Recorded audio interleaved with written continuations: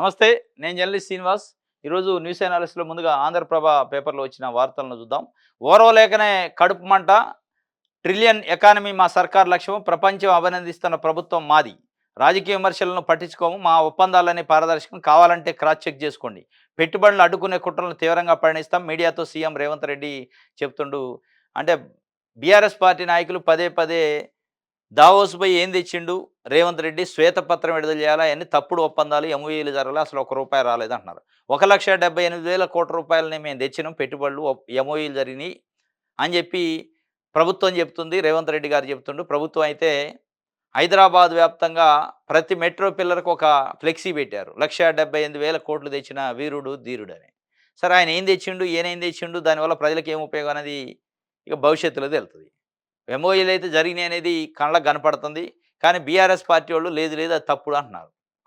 అంటే ముఖ్యమంత్రి ఒక సవాల్ ఇచ్చినండు. మీరు కావాలంటే ఒక నిజ నిర్ధారణ కమిటీ వేసి మేము ఏ కంపెనీలతోనో ఒప్పందం చేసుకున్న ఆ పేర్లు చెప్తాం, వాళ్ళకి అడిగి పోయి అడగండి. ఒప్పందాలు చేసుకున్నారా, ఎంతగా చేసుకున్నారా అనేది ఆయన డైరెక్ట్ సవాల్ ఇచ్చిండు.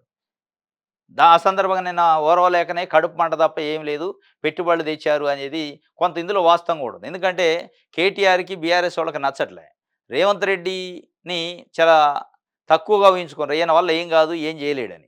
దావోస్ పోయి 1,78,000 తెచ్చేటానికి వాళ్ళ మైండ్ బ్లాక్ అయింది.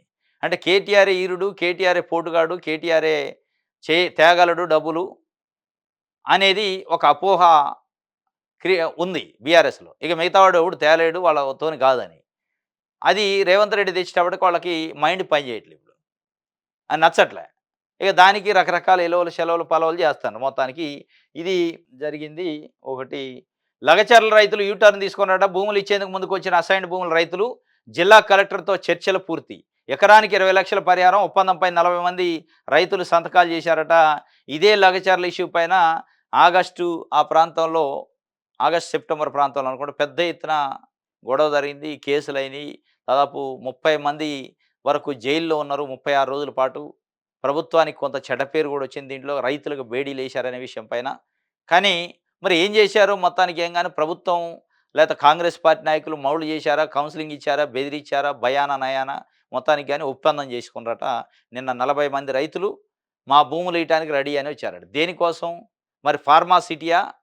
Industrial corridor. ఫార్మా సిటీ లేదు, రద్దు చేస్తున్నామని ఆయన మహబూబ్‌నగర్ రైతు పండుగలో అనౌన్స్ చేసిండు ముఖ్యమంత్రి రేవంత్ రెడ్డి. మరి అసలు ఏముంది, ఏం కథ గాని మొత్తానికైతే ఒప్పందాలకైతే ఒప్పుకున్నారట. ఒప్పుకొని అంటే లోపట లోపట నడుస్తూనే ఉంది. భూములు గుంజుకునే కార్యక్రమం. ఇది యూ టర్న్ అని ఇచ్చిండు. యూ టర్న్ తీసుకోవడానికి మరి వాళ్ళని ఎంత నయాన భయాన బెదిరించారు, ఏం కథో గాని ఇది ఒక వార్త. ముఖ్యమంత్రి రేవంత్ రెడ్డి ప్రాతినిధ్యం వహిస్తున్న కొడంగల్ నియోజకవర్గంలో దుద్యాల మండలం లగచర్ల గ్రామంలో ప్రతిపాదిత బహుళార్ధక పారిశ్రామిక వాడకు అడ్డంకులుగా ఒక్కొక్కటి తొలుగుతున్నాయి. లగచర్ల, పోలేపల్లి, హకీంపేట రెవెన్యూ పరిధిలోని ఫార్మా విలేజ్‌ని ఏర్పాటు చేయాలని మొదట ప్రభుత్వం భావించింది. కానీ గత ఏడాది నవంబర్ 11 భూసేకరణలో భాగంగా లగచర్ల గ్రామానికి వెళ్లిన జిల్లా కలెక్టర్‌తో పాటు ఇతర అధికారులపై అక్కడ బాధిత రైతులు దాడి చేసిన విషయం తెలిసిందే. ఇది బహుళార్ధ పారిశ్రామిక వాడట. ఇండస్ట్రియల్ కారిడార్‌కి ఇస్తారట. ఇప్పుడు ఆ ఫార్మా అనేది పోయిందట. ఇది ఒక వార్త. ఇంకోటి ఆదాబు హైదరాబాద్ చూద్దాం. టకీటకీమైన రైతు భరోసా పడిందా? రైతు బంధు ఉంటే కేసీఆర్‌ని గుర్తుంచుకుంటారని కుళ్ళు. రైతు భరోసా పేరుతో కాంగ్రెస్ డ్రామాలు ఆడుతుంది. నిజాం సర్కారును నిలదీసిన గడ్డ నల్గొండ. జిల్లాలో వరి ఉత్పత్తిని పెంచేలా చేసిన కేసీఆర్ ఇచ్చిన హామీలపై ప్రజలు కాంగ్రెస్‌ని నిలదీయాలి. నల్గొండ రైతు ధర్నాలో ఎమ్మెల్యే కేటీఆర్ విమర్శలు. టకీమని అకౌంట్లలో పడతాయని రేవంత్ రెడ్డి మొన్న అక్కడ చెప్పిండు కోస్గి దగ్గర. చెప్తే ఏమైంది టకీ అని పడ్డాయా అని నిన్న నల్గొండ పోయి కేటీఆర్ అడుగుతుండే. నిజంగానే టకీ పడ్డాయి. ఎవరికి పడ్డాయి? మండలానికి ఒక గ్రామానికి పడ్డాయి. 606 మండలాలలో 606 గ్రామాలకే పడ్డాయి. మిగతా వాళ్ళకి పడలే. ఈ టకీ అని మరి ఓన్లీ మేము మండలానికి ఒక గ్రామానికి వేస్తామని చెప్పలే ముఖ్యమంత్రి గారు. రైతులందరికీ జనవరి 26 మధ్యరాత్రి నుంచి టకీమని పడతాయండి. అందరూ మొబైల్ ఓపెన్ చేసి చూస్తూ ఉన్నారు నిద్రపోకుండా పాపం చాలామంది.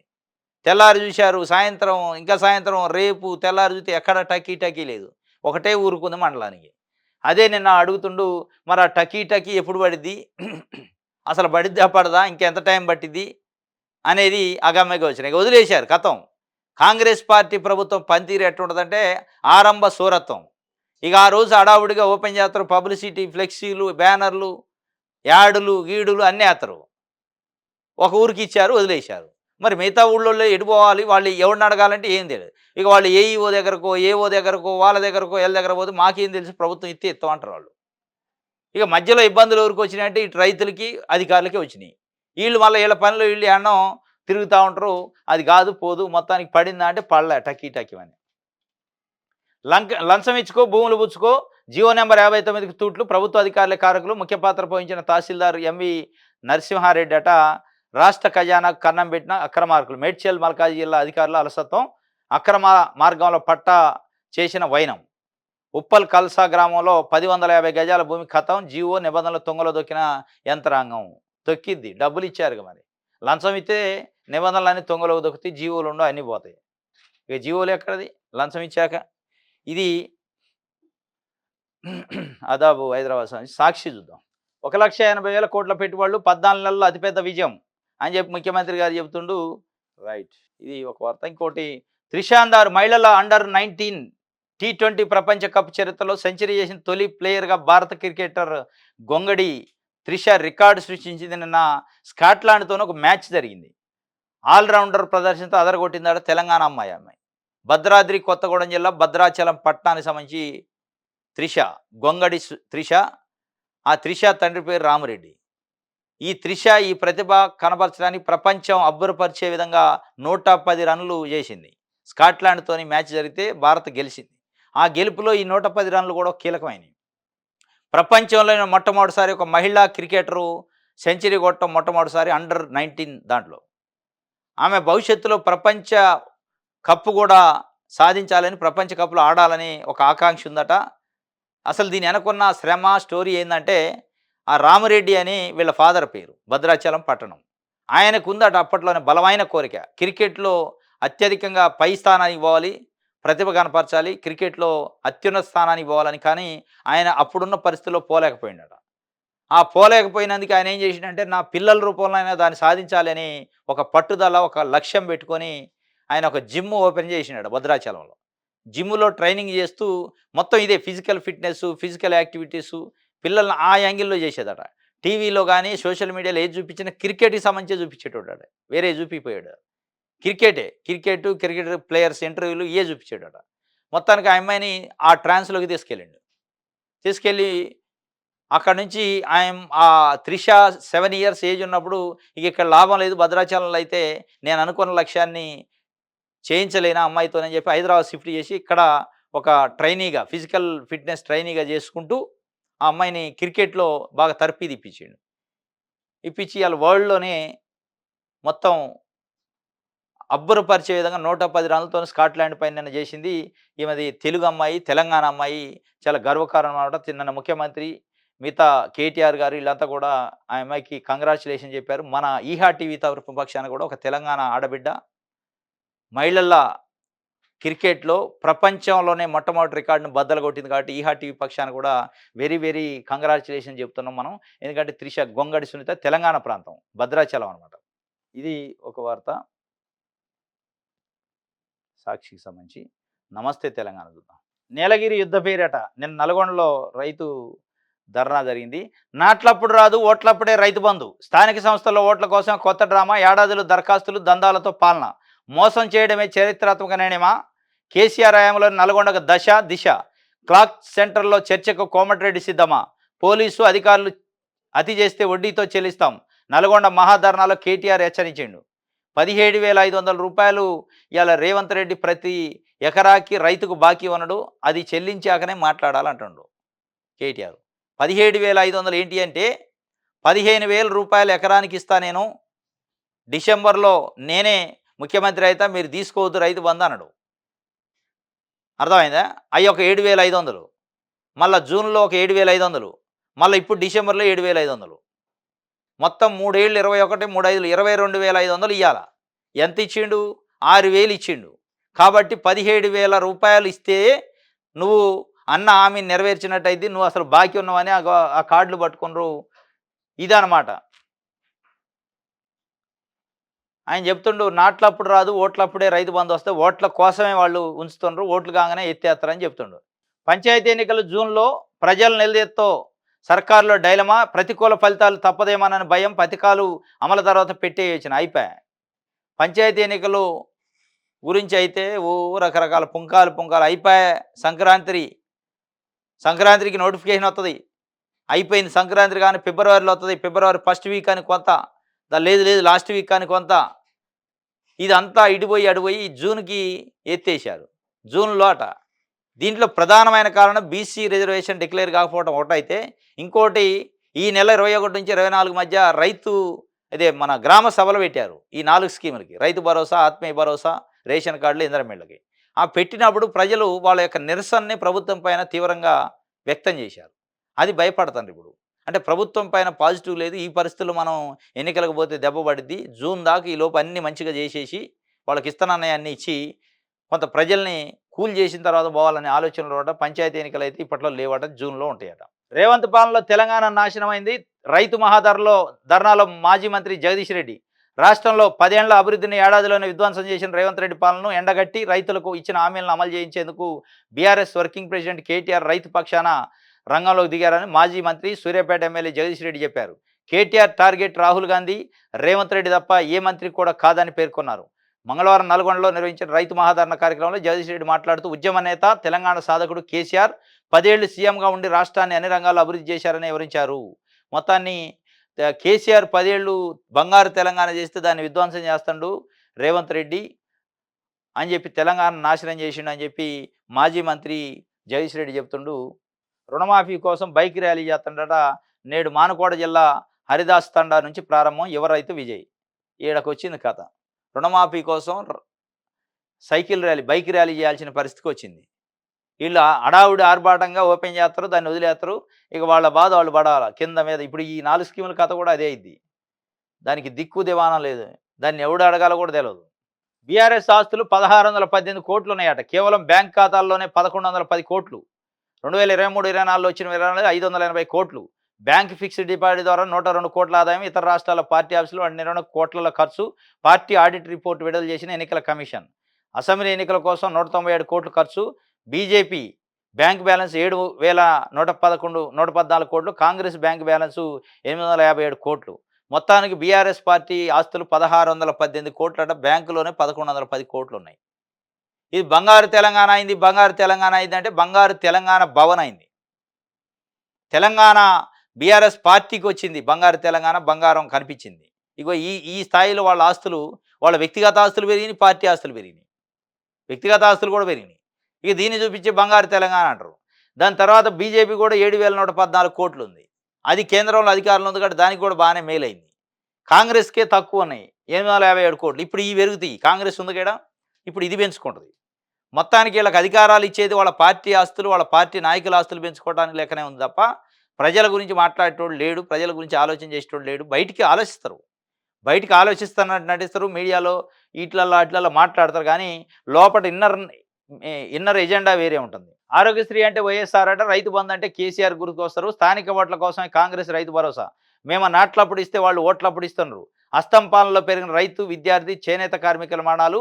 ఇది ఆరోగ్యశ్రీ అంటే వైఎస్ రాజశేఖర రెడ్డి గుర్తొస్తారు. రైతు బంధు అయితే కేసీఆర్ వాస్తవమే. కానీ ఇప్పుడు ఆయన ఏమంటాడంటే స్థానిక ఓట్ల కోసం తప్ప ఇచ్చేది లేదు, ఇది ఎత్తేసే కార్యక్రమం అంటాడు కేటీఆర్ పదే. ఇది ఎత్తేస్తారు. స్థానిక సంస్థల ఎన్నికలేక రైతు బంధు అనేది ఉండదు, ఇక రైతు భరోసా ఉండదు. జస్ట్ ఇది ఓట్ల కోసం తప్ప వేరే ఏం లేదంటాడు. చూడాలి ఏం చేస్తారో. కుదరని ఏకాభిప్రాయమాట బీజేపీ జిల్లా అధ్యక్షుల ఎంపిక విషయంలో. ఎంపీ ఎమ్మెల్యేల మధ్య వారు ఇంకెంతకాలం సాగదీత అంటూ ఆశావాహులు. పోటీ ఎక్కువగా ఉండటమే కారణం, ముందు నుంచి ఉన్నవారికి ఛాన్స్ ఇవ్వాలంటున్న నేతలు. ఢిల్లీ ఎన్నికల ముగిశాకే స్టేట్ చీఫ్ నియామకం ఉంటుందట. కుదరలేదట. ఇంకా జిల్లా అధ్యక్షులు కొంతమంది, ఎంపీలు ఎమ్మెల్యేల మధ్య సమన్వయం లేదట. ఇది ఒక వార్త. ఇంకోటి, ప్రియుడిపై దాడి, ప్రేయస్ సూసైడ్ చేసుకున్న హనుమకొండ జిల్లా గోపాలపురంలో ఘటన. లవర్తో సన్నిహితంగా ఉన్న బాలిక చూసి కోపానికి గురైన ఆమె తండ్రి, యువకుడు గొంతు కోసిన దాడి, భయంతో ఊరేసుకున్న బాలిక. ఇద్దరు చచ్చారు. అయిపోయా. వరంగల్లో హనుమకొండ ఇంటర్మీడియట్ చదివేటప్పుడు వాళ్ళ సీనియర్లు లవ్ చేసిందట. ఆ అమ్మాయి ఇప్పుడు ఇంటర్మీడియట్ సెకండ్ ఇయర్కి వచ్చింది, వాడు బీటెక్కి పోయిన పిల్లగాడు. ఇద్దరు లవ్ చేసుకున్నారు. హైదరాబాద్లో బీటెక్ చేసేటోడు ఏదో పని ఉండి సొంత ఊరు వరంగల్కి పోయిండట. వరంగల్కి పోయి ఆ అమ్మాయి తల్లిదండ్రులు ప్రైవేట్ జాబులు చేస్తారు. వాళ్ళు లేని టైంలో వాళ్ళ ఇంటికి పోయింటాడు, అమ్మాయి ఇంటికి. ఆమె పిలిస్తేనే. పోయి వాళ్ళిద్దరూ ఇంట్లో ఉన్న టైంలో వాళ్ళ నాన్నగారు భోజనానికి వచ్చిండట. భోజనానికి వస్తే ఆ పిల్లగాడిని ఎక్కడో ఒక రూమ్‌లో దాచిపెట్టిందట. రూమ్‌లో దాచిపెట్టిన తర్వాత వాళ్ళ నాన్న భోజనం చేసి ఎళ్ళిపోయిన తర్వాత మళ్ళా వాళ్ళ కార్యక్రమం వాళ్ళు మాట్లాడుకోవటం ఏదో చేస్తున్నారు. ఈలోపు పక్క ఇంట్లో వాళ్ళ మేనమామ ఉంటాడట, అమ్మాయి మేనమామ. చూసిండట ఏదో తేడా ఉంది, కొడుతుంది, ఎవరో లోపట ఉన్నట్టుంది, ఏదో చేస్తుందని చెప్పి వాళ్ళ నాన్నకి మళ్ళా ఫోన్ చేసి, "నువ్వు భోజనం చేసి ఎళ్ళినావు కదా! మళ్ళా రా" అన్నాడట. మళ్ళా వచ్చి తలుపు కొట్టి చూడంటే ఈ అమ్మాయి తలుపు కొడితే మా నాన్నగారు వచ్చి భోజనం చేసిపోయి ఎళ్ళిండు కాబట్టి వేరే పర్సన్ అనుకుంది. ఓపెన్ చేసేటళ్ళకి వాడు లోపట ఉంటే వెంటనే ఆగ్రహం, కోపం గాపు పట్టుకోలేక వాడి మీద దాడి చేసిండట. ఆ దాడి చేసింది తట్టుకోలేక ఈమె సూసైడ్ చేసుకుంది భయానికి. సూసైడ్ చేసుకొని చనిపోయిన పరిస్థితి ఇది నిన్న జరిగింది వరంగల్‌లో. మరి ఏమి చదువుతుండ్రు? ఏం సంస్కారం పిల్లలు? చదువుకో అని పంపితే ఇయి చేస్తాండ్రు. ఈ ప్రాణాల మీదకి తెచ్చుకోవడం తప్ప ఏముంది? రైట్. ఇది ఒకటి. వెలుగు పేపర్ చూద్దాం. మేడిగడ్డలో అడుగడుగున లోపాలే తేల్చి చెప్పిన ఐఐటీ రూర్కీ స్టడీ ఒకటి చేశారు. ఐఐటీ రూర్కీ వాళ్ళు ఒక స్టడీ చేశారట. మేడిగడ్డలో అడుగడుగున లోపాలున్నాయని చెప్పిందట. Designs, model studies, geo technical investigation సరిగ్గా చేయలేదు. ఐఎస్ కోడ్ ప్రకారం ఆ! ఐఎస్ కోడ్ ప్రకారం గేట్ల వద్ద జియో టెక్నికల్ స్టడీస్ నిర్వహించలేదు అని చెప్తుంది. ఇది ఒక వార్త. అడుగడుగునా లోపాలే ఉన్నాయట. పీసీసీకి నలుగురు వర్కింగ్ ప్రెసిడెంట్ అట. హైకమాండ్‌కు లిస్టు పంపిందట రాష్ట్ర నాయకత్వం. చామల కిరణ్ కుమార్ రెడ్డి భువనగిరి ఎంపీ, బలరాం నాయక్ మహబూబాద్ ఎంపీ వీళ్ళిద్దరికీ కూడా ఒకళ్ళు ఓసీ కోటా నుంచి, ఒకళ్ళు ట్రైబల్ కోటా నుంచి వర్కింగ్ ప్రెసిడెంట్‌కి అవకాశం ఇస్తారట.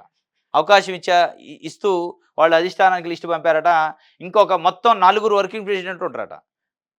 ఒక ఓసీ, ఒక ఎస్టీ, ఒక ఎస్సీ, ఒక బీసీ. ఒక ఓసీలో చామల కిరణ్ కుమార్ రెడ్డి పేరు దాదాపు ఫైనల్ అయినట్టు చెప్తుండ్రు. ఎస్టీ ట్రైబల్స్ నుంచి మహబూబాద్ ఎంపీ బలరాం నాయక్ ఖరారైనట్టు. మూడో పోస్ట్ కోసం మాదిగ కోటాలో కవంపల్లి కవంపల్లి, ఇంకోటి సంపత్ కుమారు మాజీ అలంపూర్ ఎమ్మెల్యే ఓడిపోయిండు మొన్న. ఆయన ఇప్పుడు ఏఐసీసీ సెక్రటరీ కూడా ఉండు. వీళ్ళిద్దరు మాజీ సామాజిక వర్గం ఎస్సీ నుంచి కవంపల్లి సత్యనారాయణ కానీ, లేదంటే సంపత్ కుమార్ కానీ వీళ్ళిద్దరి పేర్లట. 4గో వర్కింగ్ ప్రెసిడెంట్ ప్లేస్‌లో మహిళ ఉంటదట. అది బీసీ కోటాలో. ఆ బీసీ కోటాలో మహిళ ఏందంటే గద్వాల నుంచి జిల్లా పరిషత్ చైర్మన్‌గా చేశారు సరిత. సరిత తిరుపతి యాదవ్ అని ఆమె కాంగ్రెస్ పార్టీలో ఎన్నికల ముందు జాయిన్ అయ్యారు. ఆమెకు టికెట్ ఇచ్చింది కాంగ్రెస్ పార్టీ. కాంగ్రెస్ పార్టీలో నియోజకవర్గంలో ఉన్న అంతర్గత పోరు వల్ల ఓడిపోయింది ఆమె. ఆ ఓడిపోయిన తర్వాత ఆమె ఎమ్మెల్సీ పదవి కోసం రకరకాలుగా ప్రయత్నం చేసింది. ఇవ్వలేదు. ఆమె కొంత నిరసన వ్యక్తం చేశారు. పార్టీకి రిజైన్ చేస్తారు అది ఇది అంటే మల్లు రవి రేవంత్ రెడ్డి గారి దూతగా ఎళ్లి ఆమెను కన్విన్స్ చేసిండు. భవిష్యత్తు నీకుంది. భవిష్యత్తు ఇస్తది పార్టీ అని. ఆ హామీలో భాగంగా పీసీసీ వర్కింగ్ ప్రెసిడెంట్ ఆమె కుర్మ సామాజిక వర్గానికి సంబంధించి కాబట్టి బీసీ కోటాలో ఇయ్యొచ్చు. బీసీ కోటాలో ఇస్తామని చెప్పి రేవంత్ రెడ్డి గట్టి పట్టుదలతో ఉన్నాడు ఆమె పేరు. కానీ అట్ ద సేమ్ టైమ్ అధిష్టానం నుంచి ఇప్పుడు మహిళా కాంగ్రెస్ రాష్ట్ర అధ్యక్షురాలుగా ఉన్న సునీతారావు మొన్న ఒక హాట్ కామెంట్ చేశారు. అవసరమైతే గాంధీ భవన్ ముందు నిరసన వ్యక్తం చేస్తా నాకు ఎమ్మెల్సీ ఇయ్యకపోతే అని. ఆమెకి ఇయ్యాలని అధిష్టానం భావిస్తుంది. ఆమె ముదిరాజు సామాజిక వర్గం, ఆమె కూడా బీసీయే. వీళ్ళిద్దరి మధ్యలో తీవ్రమైన పోటీ బీసీ మహిళా కోటాలో ఉంది. ఇక మిగతా ఒక 2 అయితే డిక్లేర్ అయినాయి. మాదిగ సామాజిక వర్గంలో సంపత్ కుమారా లేకపోతే కవంపల్లి సత్యనారాయణ ఆ 2 ఉన్నాయి. 2 రోజులు అధికారికంగా ప్రకటించడమే ఉందట. ఇది ఒక వార్త. ఇంకోటి సంగారెడ్డి మాజీ ఎమ్మెల్యే జగ్గారెడ్డికి టీపీసీసీ ప్రచార కమిటీ చైర్మన్ ఇస్తారని దాదాపు అది కూడా ఖరారైందట. ఆయన ఇప్పుడు వర్కింగ్ ప్రెసిడెంట్‌గా ఉండు.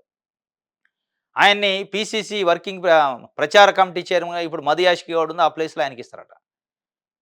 అంటే పీసీసీ తర్వాత ఆయనే ఉంటాడు. పీసీసీ అధ్యక్షుడు బీసీకి ఇచ్చారు కాబట్టి ప్రచార కమిటీ చైర్మన్ అనేది ఓసీకి ఇవ్వాలనేది ఆయన ఒక మాస్ ఫాలోయింగ్ లీడర్ కాబట్టి రాష్ట్ర వ్యాప్తంగా ఆయనకి ఇస్తారట. అది దాదాపు డిక్లేర్ అయినట్టే. ఇప్పుడు ఎక్కడుందంటే ఒక మహిళా కోటాలో ఇచ్చే దాంట్లో క్లారిటీ లేదు. మాదిగ సామాజిక వర్గం ఇచ్చే దాంట్లో ఆ రెండింటి దగ్గరే ఇబ్బంది ఉంది తప్ప ప్రచార కమిటీ డిక్లేర్ అయింది. ఎస్టీ కోటా డిక్లేర్ అయింది. ఓసీ కోటా డిక్లేర్ అయింది. ఇవన్నీ డిక్లేర్ అయినాయి. తొందరలోనే వస్తదట. మహిళా నేతల మధ్య అయితే తీవ్రమైన పోటీ ఉందట. సరితా తిరుపతి యాదవ్‌కి ముఖ్యమంత్రి రేవంత్ రెడ్డి గారు సంపూర్ణ సహకారం ఉంది అనేది చర్చ. ఇది వెలుగు సంబంధించి. ఆంధ్రజ్యోతి చూద్దాం. పిచ్చోడు తిక్కలోడట. కేటీఆర్‌ని అంటుండు రేవంత్ రెడ్డి. గుర్తింపు రోగం ఉంది అని చెప్తుండు ఆయన. అటెన్షన్ సీకింగ్ డిజార్డర్ ఉందట కేటీఆర్‌కి. అందుకే ఇయన్నీ మాట్లాడుతుండు. ఆయనకి మైండ్ బ్లాక్ అయింది. నేను డబ్బులు తెచ్చినందుకు అక్కడ దావోస్ పోయి డబ్బులు తెచ్చిన గదా! మైండ్ బ్లాక్ ఏం చేయాలో అర్థం కావట్లేదు అంటారు. రైతు బంధు రద్దుకు సీఎం రేవంత్ రెడ్డి కుట్ర బంతుడని కేటీఆర్ అంటుండు. ఎన్నికలప్పుడు మాత్రమే ఇస్తున్నారు. స్థానిక ఎన్నికల తర్వాత పథకం రద్దు చేస్తారు. రుణమాఫీలో 25% కూడా పూర్తి కాలేదు. బోనస్ విషయంలోనూ మోసం చేశారు. అన్నదాతలు కాంగ్రెస్ పార్టీని నిలదీయండి. 100% మాఫీ అయితే రాజకీయ సన్యాసం చేస్తా అంటుండు. రైతు బంధు రద్దుకు సీఎం రేవంత్ రెడ్డి కుట్ర చేస్తాడని చెప్తుండు. స్థానిక సంస్థల ఎన్నికలు అయిన తర్వాత ఉండదట రైతు బంధు అని కేటీఆర్ చెప్తుండు. అదేవిధంగా 100% రైతు రుణమాఫీ అయిందంటే రాజకీయ సన్యాసం చేస్తా అంటుండు. అవసరం లేదు. నీకు రాజకీయ సన్యాసం చేసే అంత అవసరం ఎందుకు లేదు అంటే అది కాలే అందరికి తెలిసిందే. అది రేవంత్ రెడ్డితో సహా తెలుసు. ఇక ఆ సవాల్ని ఎవరు స్వీకరించరు. అది ఎందుకు కాలేదనేది వాళ్ళకి తెలుసు. కాకపోవడానికి ప్రభుత్వ నిర్లక్ష్యం స్పష్టంగా కనపడుతుంది. ఇక దాంట్లో ఇక ఆ సవాల్ దాకా వద్దు గానీ రుణమాఫీలో 25% కూడా పూర్తి కాలేదు. మరి కొత్తగా అయితే ఏనా రైతు బంధు ఉండదు రద్దయితుంది అంటుండు. సిపిఎం రాష్ట్ర కార్యదర్శిగా జాన్ వెస్లీ నియామకమైనట్టయినా సంగారెడ్డిలో జరిగిన మహాసభల్లో ఎన్నిక. రాష్ట్ర కార్యదర్శి వర్గ సభ్యులుగా 14 మంది. అనూహ్యంగా తెర మీదకి పాలమూరు వాసి తొలిసారిగా దళిత నేతగా దక్కిన అవకాశం. వామపక్షాలను ఓట్లు సీట్లతో పోల్చొద్దని వెస్లీ చెబుతుండు. సిపిఎం పార్టీ చరిత్రలో నాకు తెలిసినంత వరకు కొరటాల సత్యనారాయణ ఉమ్మడి ఏపీలో మనకు గుర్తున్నంత వరకు, అంతకుముందు కూడా ఉన్నారనుకోండి, వాళ్ళు ఇప్పుడున్న జనరేషన్కి అర్థం కాదు. తర్వాత బివి రాఘవులు, తర్వాత రాష్ట్రం జీలాక తమ్మినేని వీరభద్రం. వీళ్ళే దాదాపు ఒక 4 దశాబ్దాల పాటు రాష్ట్ర కార్యదర్శులకు పనిచేశారు. తమ్మినేని వీరభద్రమే 3 సార్లు చేసిండు తెలంగాణ వచ్చాక. బివి రాఘవులు చాలాసార్లు చేసిండు. ఒక 5 సార్లు చేసిండు, మరి 4 సార్లు చేసిండు ఆయన కూడా. దశాబ్దాలే. కొరటాల సత్యనారాయణ అప్పట్లో వచ్చేది ఎన్టీ రామారావు ఉన్నప్పుడు. వీళ్ళంతా కమ్మ సామాజిక వర్గానికి సంబంధించి సిపిఎం పార్టీ రాష్ట్ర కార్యదర్శి ఉండేది. అది కమ్యూనిస్ట్ పార్టీ కాదు, కమ్మ పార్టీ అనే ఒక ముద్రపడే ఒక బయట పార్టీలు చర్చించుకునేది. ఆ చర్చని మరి రూపుమాపడానికి జాన్ వెస్లీ అని వనపర్తి, ఇప్పుడు ప్రస్తుతం వనపర్తి జిల్లా అయింది, ఆత్మకూరు దగ్గరట ఆయన చదువుకుండు. ఆయనకిచ్చారు జాన్ వెస్లీకి. ఒక దళిత నాయకుడు ఆయన. కుల నిర్మూలన పోరాట సమితి రాష్ట్ర అధ్యక్షుడు కూడా పనిచేసిండు, కేవీపీఎస్ అని. మొట్టమొదటిసారి ఒక దళితుడికి ఇచ్చారు. మరి దళితుడికి ఇవ్వటం వెనక ఉన్న వ్యూహం ఏంది? దీంట్లో ఏమన్నా ఇంటర్నల్ సిపిఎం పార్టీ ఇంటర్నల్ రాజకీయం ఉందనే ఒక చర్చ కూడా వస్తుంది. ఎందుకంటే నల్గొండ జిల్లాకు సంబంధించి జూలకంఠ రంగారెడ్డి మాజీ ఎమ్మెల్యే, సీనియర్ పార్టీ నాయకుడు, సీనియర్ ఎమ్మెల్యే కూడా, మాజీ ఎమ్మెల్యే. ఆయనకు వస్తుంది రెడ్డి సామాజిక వర్గం అనుకున్నారు. మరి ఆయన్ని తప్పించడానికి జాన్ వెస్లీ అనే ముందుకు వచ్చిండా తెలియదు. మొత్తానికి అయితే అంటే చర్చలో లేని పేరు వచ్చింది. సరే, ఆయనకు అర్హత ఉందా అర్హత లేదా అనేది దాంట్లో అర్హత 100% ఉంటుంది. ఎందుకంటే 35 సంవత్సరాల పాటు పార్టీకి సేవ చేసిండు.